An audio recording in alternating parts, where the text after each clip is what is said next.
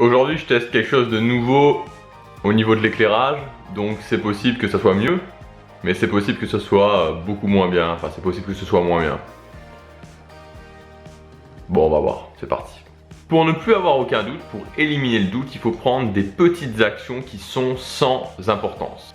En termes clairs, ça veut dire qu'il ne faut pas sortir de sa zone de confort, il ne faut pas prendre de risques, il ne faut pas chercher à se challenger, et ça va mener à quoi? Ça va mener à ne pas essayer d'atteindre ses objectifs. Comme je vous en ai parlé dans la vidéo sur le stress, si on ne veut pas stresser, si on ne veut pas avoir de doute, il faut avoir une petite vie pépère finalement, la vie que la majorité des gens cherchent à avoir pour surtout repousser la peur, repousser le stress, repousser toutes ces émotions, repousser le doute. Le prix à payer, c'est qu'on ne va pas vivre ses rêves, on ne va pas atteindre ses objectifs, on ne va pas donner un sens à sa vie. Moi, ce que j'essaie de créer sur cette chaîne, c'est une audience qualifiée de gens qui veulent aller vers cet objectif-là, de donner un sens à sa vie. Donc clairement, désolé de vous le dire, mais éliminer le doute complètement, ça ne nous intéresse pas du tout. Éliminer le doute, c'est d'un côté là, atteindre ses rêves, c'est d'un côté là, c'est deux chemins qui sont totalement opposés. Ce qu'on va plutôt essayer de faire, nous, c'est d'apprendre à gérer le doute. On va essayer d'apprendre à gérer le doute, c'est la meilleure solution. Et l'avantage du doute, contrairement à d'autres émotions dont je vous parlais comme le stress et la peur, c'est que on peut réussir à le gérer, à l'encadrer finalement avec des méthodes assez logiques. En appliquant des méthodes assez logiques, des méthodes qui sont presque mathématiques, on peut réussir à encadrer le doute et à le diminuer un maximum, à le maintenir sous contrôle sans chercher forcément à le transformer comme on doit faire avec d'autres émotions. On peut mettre le doute à son minimum. Avant de rentrer dans la méthode logique, la première chose c'est qu'il faut juste admettre le doute. Admettez le doute. Dites-vous que vous faites partie du minimum de la population, comme je vous en parlais dans la vidéo d'hier, qui fait en sorte d'avancer vers ses rêves. C'est très rare, vous pouvez vraiment vous récompenser pour ça, vous pouvez vous féliciter tous les jours pour ça. Donc quand vous ressentez le doute, dites-vous que vous faites des choses qui sont importantes, que vous faites des choses qui sont importantes pour vous, que vous ne faites pas des petites choses, vous faites des grandes choses, des choses importantes et vous pouvez vraiment, vous devez vraiment, c'est important, vous devez vraiment vous féliciter pour ça. Maintenant, je vais vous donner 4 arguments logiques qui vont vous permettre, 4 méthodes logiques qui vont vous permettre de faire diminuer le doute un maximum. Premièrement, c'est de se poser tout le temps de façon inlassable la question pourquoi je fais ça, pourquoi je fais ça, pourquoi je fais ça, pourquoi je fais ça, qu'est-ce que ça veut dire pour moi, qu'est-ce que ça représente pour moi. Il faut tout le temps se poser des questions. Je doute sur ça, mais pourquoi je le fais? Qu'est-ce qui fait que j'ai envie de faire ça? Qu'est-ce qui me motive? Je vais vous donner un exemple. Moi, je me suis posé pendant beaucoup d'années, pas beaucoup de questions l'année, mais beaucoup d'années la question au sujet de la musculation. C'est maintenant plusieurs années que je fais de la musculation. Alors, pendant longtemps, je ne l'ai pas fait régulièrement. Je n'arrivais pas à mettre en place ces habitudes, justement. Quand j'ai commencé la musculation, c'est tout simplement parce que c'était pour plaire aux filles, comme énormément de garçons commencent la musculation. Et au bout d'un moment, quand j'ai eu un peu passé ce cap-là, je me suis dit, mais pourquoi je continue? Et j'avais des doutes. Je me demandais pourquoi je continuais. Ça me faisait me sentir mal. Je ne savais pas vraiment pourquoi je le faisais au final. Et c'est toujours... il n'y a rien de pire que de ne pas savoir pourquoi on fait les choses. Et au bout d'un moment, j'ai fini par admettre que ça faisait partie de mes valeurs et qu'il y avait une raison qui était clairement émotionnelle à ça. C'était dans mes valeurs. Je faisais ça parce que j'avais, au fond de moi, besoin de faire ça. Je ressentais que j'avais besoin de faire ça.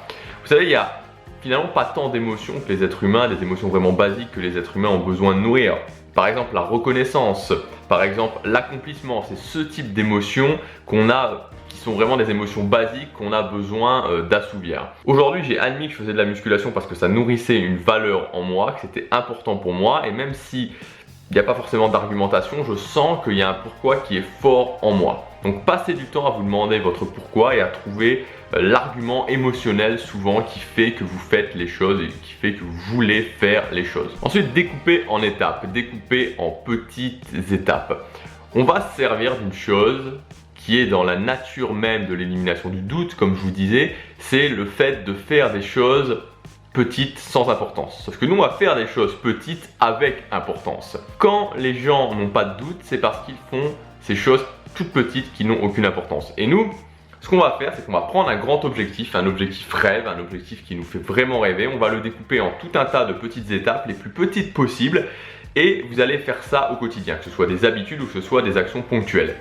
Et en faisant ça, en découpant en un maximum d'étapes, vous allez rendre le doute vraiment sous contrôle. Parce que vous savez, vous saurez que vous pouvez faire ça. suffisamment petit pour que vous puissiez vous dire ok, je ne doute pas, je sais que je suis tout à fait capable de faire ça. Donc on va gérer le doute en se servant de cet argument logique là qui fait que quand c'est suffisamment petit, on ne doute pas, on doute vraiment un minimum. Donc c'est important que votre objectif soit découpé en suffisamment de petites étapes intermédiaires. Ensuite, se concentrer sur aujourd'hui. Une fois que vous avez découpé en suffisamment d'étapes, que vous avez justement défini ces actions ponctuelles et ces actions habituelles, ces habitudes que vous devez mettre en place, vous allez uniquement vous concentrer sur aujourd'hui et vous allez vous servir d'un planning et d'une organisation. En faisant ça, vous mettez votre attention sur aujourd'hui et vous allez vous entraîner à faire en sorte que vous validez que vous avancez vers les objectifs si vous avez fait les tâches d'aujourd'hui. Donc votre concentration est sur aujourd'hui, vous vous organisez, vous planifiez pour définir ce que vous devez faire aujourd'hui et si vous faites ça, c'est validé, vous avancez vers vos objectifs. Ça détruit littéralement et complètement le doute. Quatrième et dernier point qui est super important, je ne sais pas si ça vous arrive de temps en temps d'être en train de faire une activité qui a de l'importance et à un moment donné, vous vous dites, vous commencez à être pris par vos pensées. Et vous vous dites, est-ce que je vais y arriver? Il y a l'hésitation qui arrive en vous, il y a le doute qui arrive en vous. Vous commencez vraiment à penser, à être pris par ces pensées. Et alors, non seulement ça vous met du doute, et en plus, ça vous flingue votre planning. Parce que vous deviez faire par exemple une demi-heure d'une activité et vous avez passé finalement 15 minutes à penser pendant cette activité. C'est assez dérangeant et c'est surtout contre-productif. Donc moi, j'ai une solution et je l'ai relu justement dans le livre de John Maxwell que je suis en train de lire, les 15 lois de la croissance. C'est de mettre en place ce qu'il appelle des thinking time, donc des temps de la pensée ou des moments pour penser, c'est plus juste en français je crois. Ces moments de pensée, ces thinking time, c'est quoi? C'est des moments où vous n'allez rien faire, vous allez prendre un carnet ou votre iPhone si vous préférez être paperless.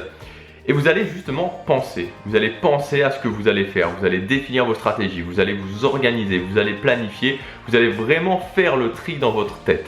Et ça va permettre que quand vous serez en train de faire une activité, quand la petite pensée qui va s'insinuer pendant que vous faites quelque chose va arriver, vous allez pouvoir vous dire ok, c'est bon, je le mets de côté, je sais qu'il y a ce temps de la pensée qui va m'être accordé bientôt, que j'ai planifié et je penserai à ce moment-là. C'est vraiment quelque chose qui vous tient à cœur, vous pouvez même le noter. Si vous dites ok, ça il va falloir que je le planifie plus tard, il va falloir que je pense à ça plus tard, c'est important, vous le notez et vous y reviendrez pendant le temps alloué. Ça va être beaucoup plus productif et ça va soulager énormément votre cerveau. Concrètement, au niveau des temps de pensée, vous pouvez allouer ce type de temps 10 à 15 minutes par jour, donc 10 à 15 minutes tous les soirs. Moi je le fais le soir, c'est bien de le faire le soir, c'est sympa. En plus on a fini la journée donc personnellement je préfère, vous pouvez faire le matin, vous pouvez le faire quand vous voulez, moi je le fais le soir. Donc 10 à 15 minutes par jour, 1 heure à 2 heures par semaine. Donc le dimanche après-midi, moi je suis off, c'est-à-dire que je m'accorde du temps libre le dimanche après-midi. Et juste avant ce temps libre, donc juste avant de terminer, je m'accorde 7 heures, voire 7h30 de pensée chaque semaine pour vraiment faire le point. Ensuite, une journée tous les 3 mois, c'est-à-dire que tous les 3 mois, 90 jours, comme je vous l'ai déjà dit, qui est une bonne date en termes d'objectifs, tous les 3 mois de faire un gros point, un point plus important d'une journée. Et enfin, une semaine à 10 jours, une fois par an. Moi, je le fais au niveau de la période de Noël, donc entre le 23 et le 2 inclus, chaque année, plus ou moins.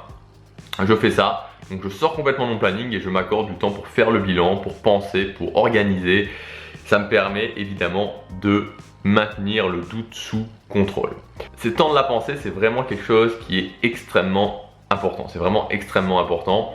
Je vous encourage vivement de commencer. Faites 10 minutes par jour et vous allez voir que ça va vous permettre vraiment de mieux vous organiser, de vous soulager, de soulager votre cerveau et d'avoir ce moment où vous pouvez penser, voilà, vous pensez 10-15 minutes par jour et ça permettra d'améliorer votre productivité parce que pendant la journée, quand ces pensées arrivent, vous vous dites non, ok, c'est pour ce soir, je la note ou je la garde en réserve, mais j'y penserai ce soir, je planifierai ça ce soir, là je me concentre sur mon travail. Mettez en place toutes ces choses-là, vous allez pouvoir avancer vers vos objectifs, vers vos rêves et le doute sera à un niveau de contrôle très convenable. À demain.